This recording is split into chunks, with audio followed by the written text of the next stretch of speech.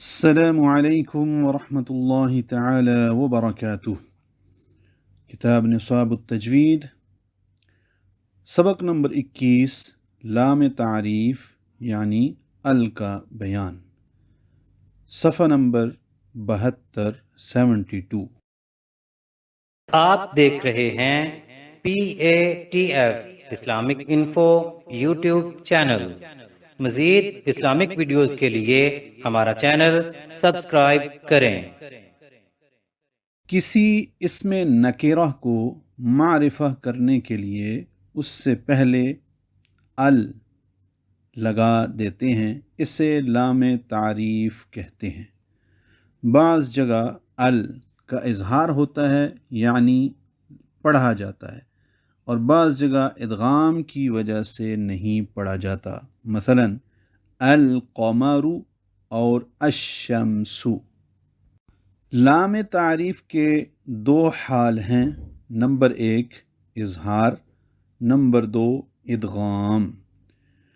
لام تعریف کا اظہار: اگر ال کے بعد حروف قمریہ میں سے کوئی حرف ہو تو لام تعریف کو ظاہر کر کے پڑھیں گے۔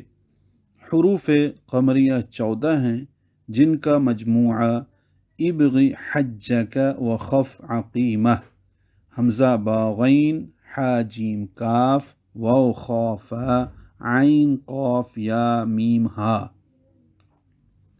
مثلا الانسان، الحدیث۔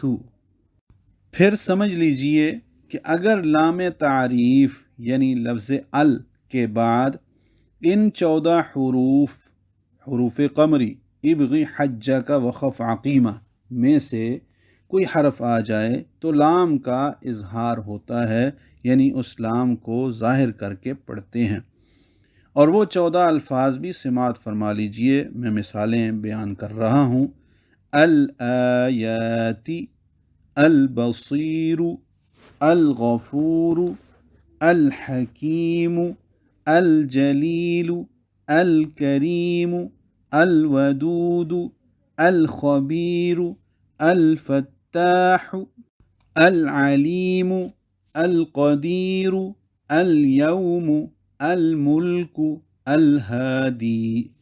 مذکورہ 14 حروف کو قمری کہتے ہیں، یعنی حروف قمری کہتے ہیں، کیونکہ جس طرح القمر کے لام کو ظاہر کر رہے ہیں یا اس پر اظہار ہو رہا ہے، اسی طرح مذکورہ لام بھی ظاہر رہتا ہے، یا اس وجہ سے کہ ان کو حروف قمری کہتے ہیں کہ چاند کی روشنی میں ستاروں کی روشنی غائب نہیں ہوتی بلکہ باقی اور ظاہر رہتی ہے، اسی طرح یہ لام بھی باقی رہتا ہے اور چھپایا نہیں جاتا۔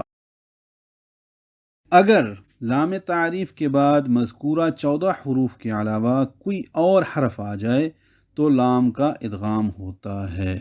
لام تعریف کا ادغام: اگر ال کے بعد حروف شمسیہ میں سے کوئی حرف آ جائے تو لام تعریف کا ادغام ہوگا، یعنی رسم الخط کے طور پر لکھا جائے گا مگر تلفظ سے لام ساقط ہو جائے گا۔ حروف قمریہ کے علاوہ باقی حروف شمسیہ ہیں، مثلا الرحمن، الدین۔ ان حروف کی بھی 14 مثالیں: الطامۃ، الثواب، الصادقین، الراکعین، التائبین، الضالین،